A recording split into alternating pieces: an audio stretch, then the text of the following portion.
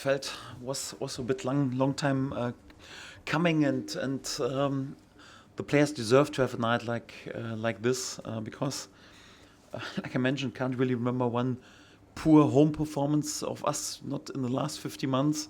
Spoke about this. We've lost 2 games at home in the last 50 months against Tottenham and Aston Villa, and were in both games not the worst side. And also many performances during this season where we deserved more points, but then also like to bring both together tonight. Of course, an excellent performance, and also to be effective in the moments and to score the goals in the moments when we need to score it, and to win this game against definitely one of the best sides in the world. They are fighting for the title in the Premier League. They have won the Club World Cup in the summer against the best sides in the world. They have unbelievable quality in their squad, and to win this game. And of course, they had in spells more possession, but also I would say it was still a deserved win because we didn't give one chance away in the first half. In the second half, it's still Chelsea. They scored out of their first situation, but even afterwards, we didn't give any more chances away. It was the other way around. We scored 3 goals and could have been there perhaps even with a few more. So overall, I think didn't have the chance to have a look at the statistic, but it feels like in terms of chances, shots on target, expected goals, set pieces, I think we were the better side in the statistics, and for that I think we fully deserve to win this game. And yes, great for the lads, and it's one of those nights where we wanted to be back in the big time to play against the best side in the world and to have Elland Road rocking as at its best in the unbelievable atmosphere, and great night for everyone who is involved with Leeds United.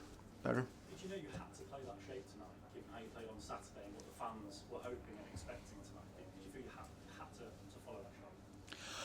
Well, didn't want to give too much away before the game, but the feeling was we had a really, really good second half at Man City in this shape, and would have felt also for the players a bit difficult if I would have changed this again anyhow after such a good halftime.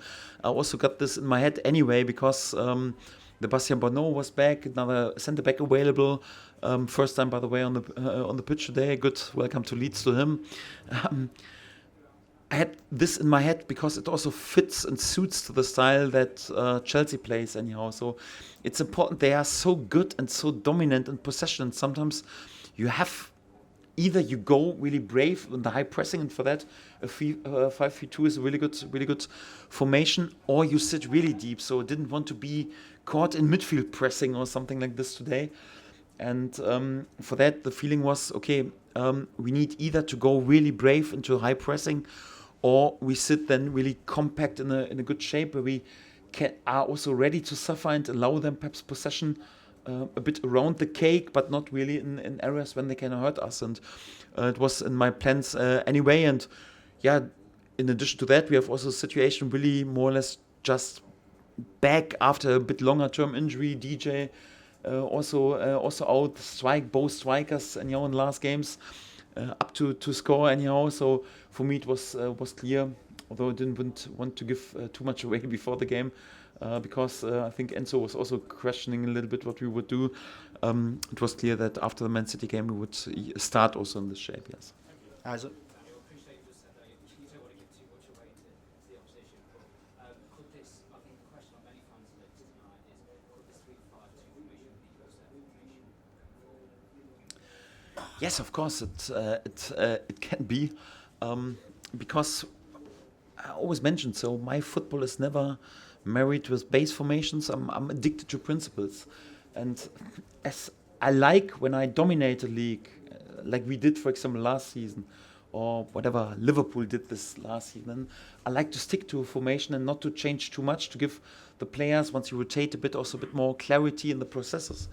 But once you have a team that is perhaps not the best team in terms of individual quality, you have to adapt a little bit. And sometimes it's also important when you play the top sides to mirror the opponent, to take their strength away.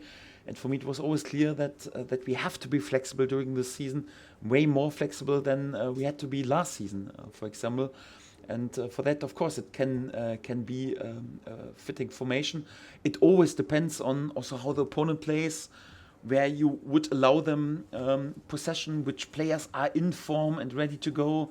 if you want to surprise the opponent a little bit. Right now it depends also a bit on what the outcome is after this game. We have a few players with knocks and some doubts, and also have to monitor them if some of the players who are starting this game, if they're ready to start again. Right now with this quick turnaround, the third game is in 7 days, so many things will what we have to take in mind also for the Liverpool game, and then more or less we go from there and decide from game to game. I think it's important for us to be flexible and also a bit unpredictable. Stuart? Daniel, you said to Barry now about the two approaches you could have taken. Do you think pressing the way that you do, particularly here, gets the most out of the crowd to help them energise? Yes, this is my football. This is why we had last season the most possession in the league, why we were more or less just playing football just in the half of the opponent. So I'm more or less addicted to have the ball, and and I go mental and crazy when I don't have the ball, and I want my players to do the same, to win the ball back. But the reality is also, like, if we as a promoted side play in this league, there are also teams with unbelievable individual quality, and sometimes they bypass our pressing and push us back. And then we also need a good organization, and also need to be patient, not to open the gaps when they can create chances. So in general, it's always our football, but it won't be the solution that we just overrun the teams somehow, although we can do this in terms of fitness level, but we always need a good mix, and this mix was today important. So to press high whenever it was possible, and then to be well organized and structured when it was necessary. And I think this mix will also be crucial in going forward. I hope we have also games when we can be even more dominant and dominate more possession and play more in the opponent's half, because this is what I like even more. But we have to be ready on this level. We need to be ready also to suffer and also to defend, yes.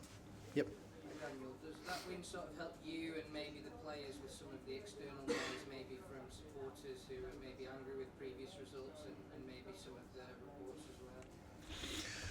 I don't know, so because I didn't have the feeling at all that we were not one unity today. So I think Elland Road was back at his best from his first to the last second. I didn't see any negative comments. I didn't see any doubts, apart from the guy behind my bench. Anyhow, he was not happy when in the first half we had to defend a little bit. After the 2-0, he was dancing and wanted to cheer with me. I said, listen, I would love to just to attack, but sometimes, Chelsea, mate, we have to defend as well.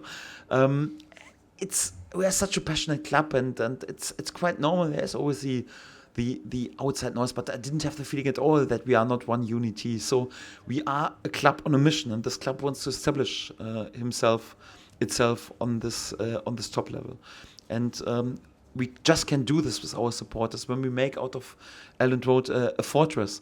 And that after perhaps a bit poorer performance in the away game, or after disappointing result, then it's also like the emotions are sometimes high, and it's normal anyhow. So it's nothing I want to change anyhow. I knew exactly for what club I signed anyhow, and that I felt a great unity in the club anyhow today again. And I don't think that changes need. No, I want more from the same anyhow, especially once we play Saturday another top side, Liverpool. Anybody else? No. Thank you very much. See you tomorrow. Thank you. Cheers, Daniel. Cheers. Thank you. See you tomorrow.